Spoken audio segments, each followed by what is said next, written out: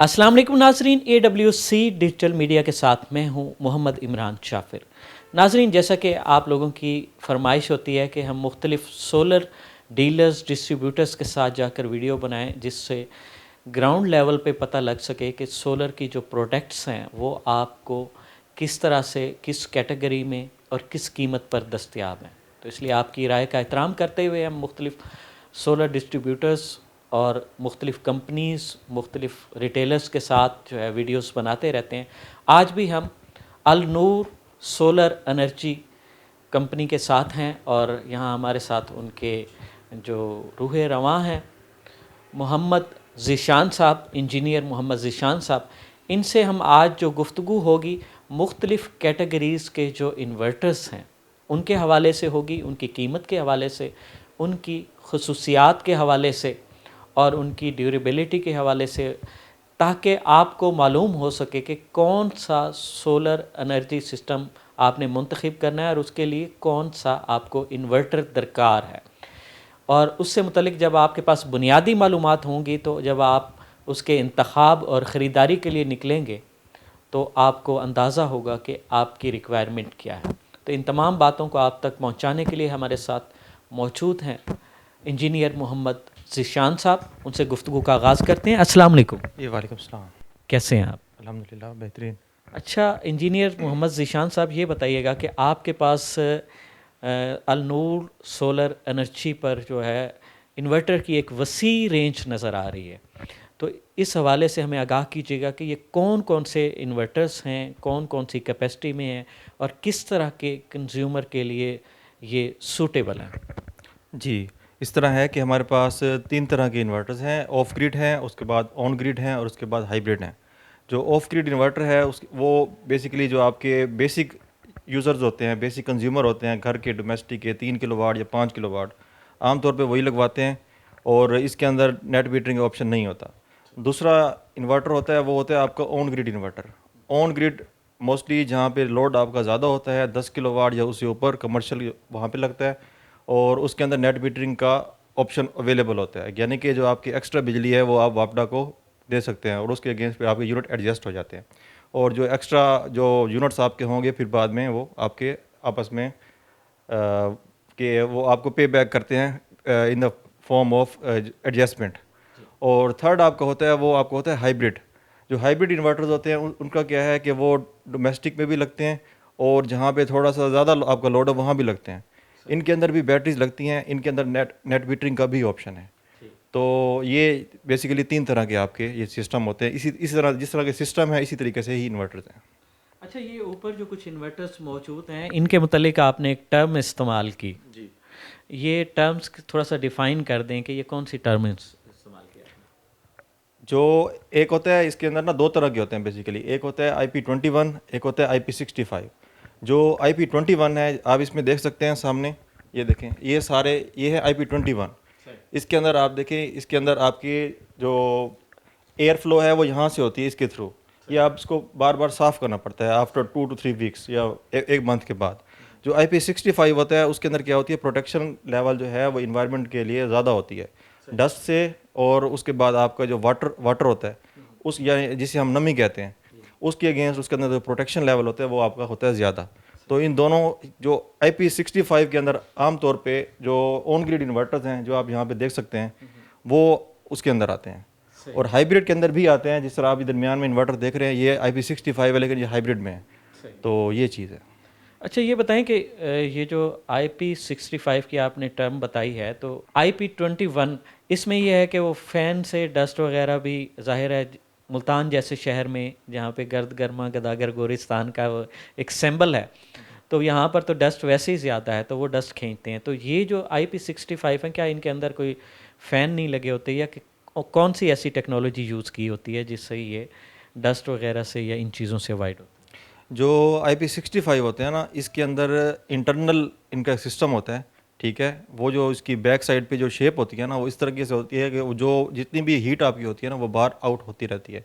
इसके अंदर भी फ़ैन होता है लेकिन वो एक इंटरनली होता है, ठीक है। जो IP21 है उसके अंदर इसके फ़ैन जो हैं वो बाहर लगे होते हैं, ठीक है। और उनकी जो उनको बार बार जो आपकी उनको बार बार आपको साफ़ करना पड़ता है, जो हमने एक साइड के ऊपर जो जहाँ से ये एयर बाहर आउट हो रही होती है वहाँ से।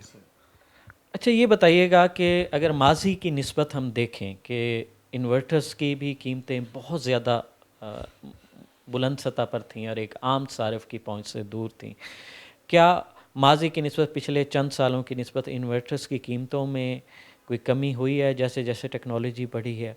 और इस वक्त आपके पास जो इन्वर्टर्स मौजूद हैं उनकी कैपेसिटी से मुतल्लिक और उनकी कीमतों से मुतल्लिक हमारे नाजरीन को फ़र्दन फ़र्दन आगाह कीजिए। ठीक है।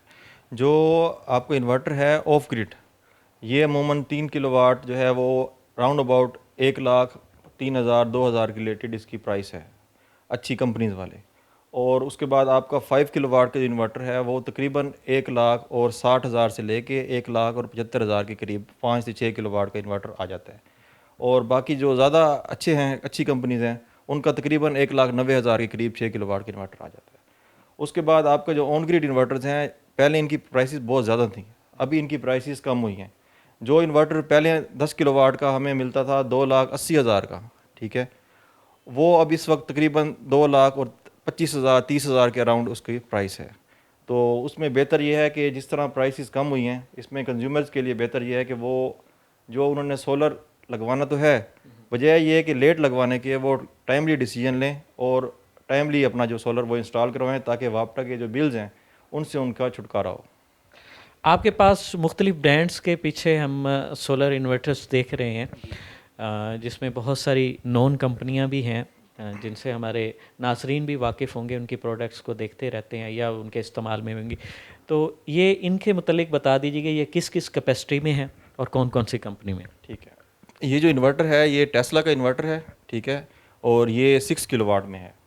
ये इन्वर्टर क्राउन कंपनी का है, ये 5 किलोवाट में है, इसकी पीवी जो है वो 6 किलोवाट है।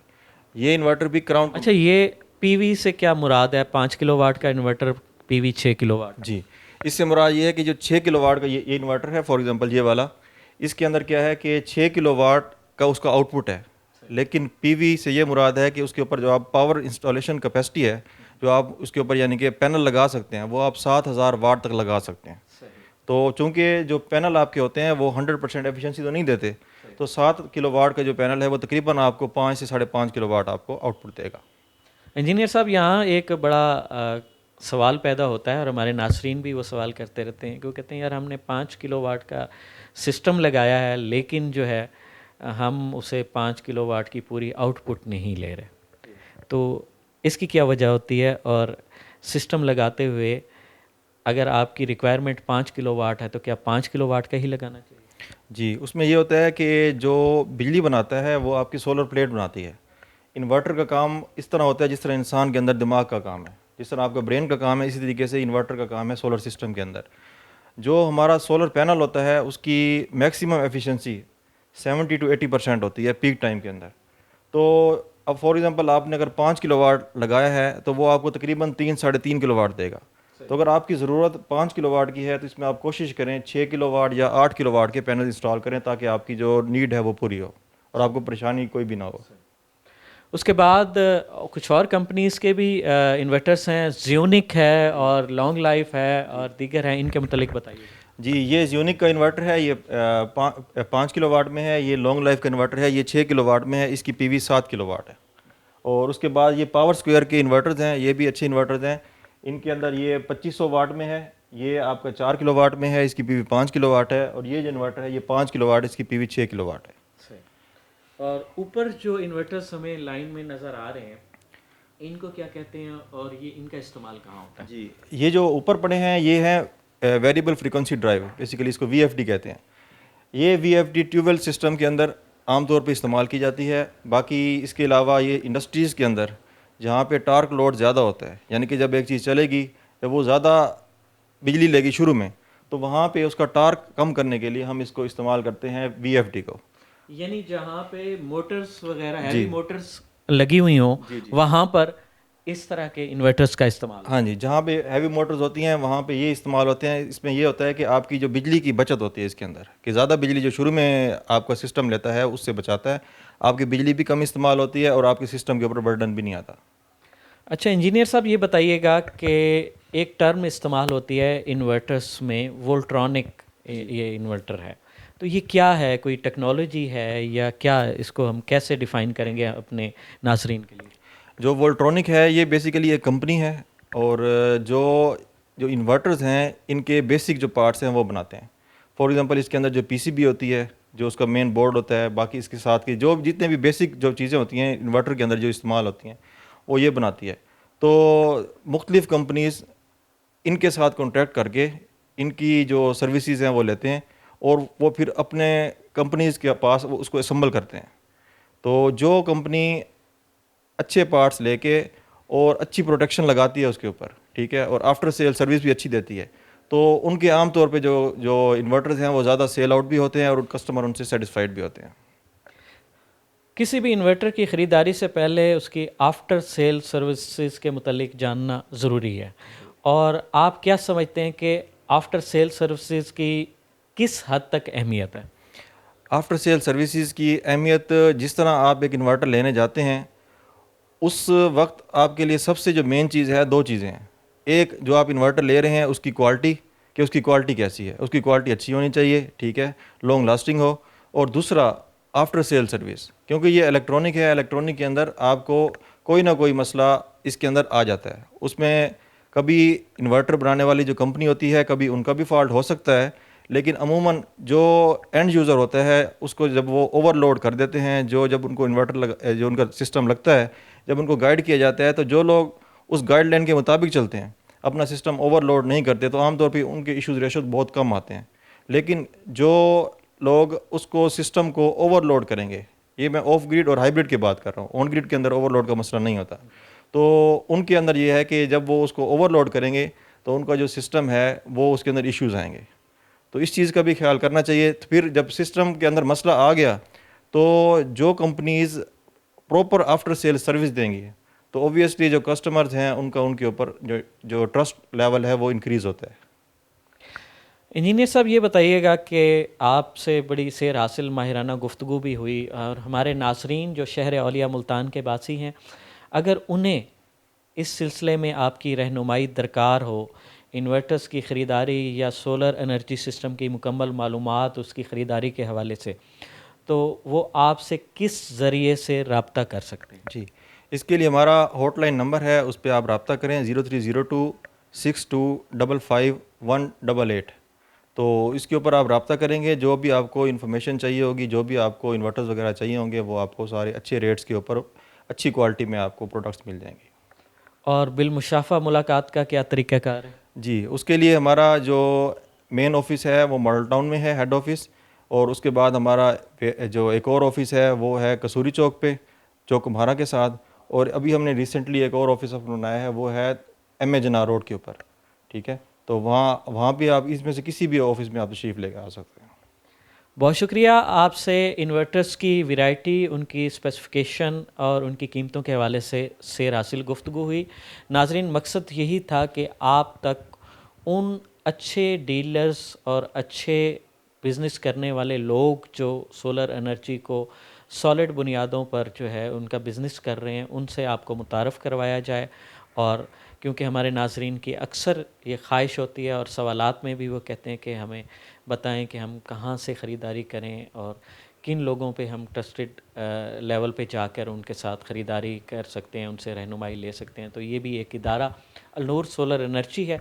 यहाँ पर आप जो इन्होंने राब्ता नंबर भी बताया और बिलमुशाफ़ा मुलाकात का ज़रिया भी बताया, उसके ज़रिए आप मालूमात कर सकते हैं। तो इस हवाले से कोई भी आप सवाल करना चाहें, इस वीडियो के कमेंट्स में करें, और इंजीनियर साहब जो है ना उसके जवाबात भी देंगे।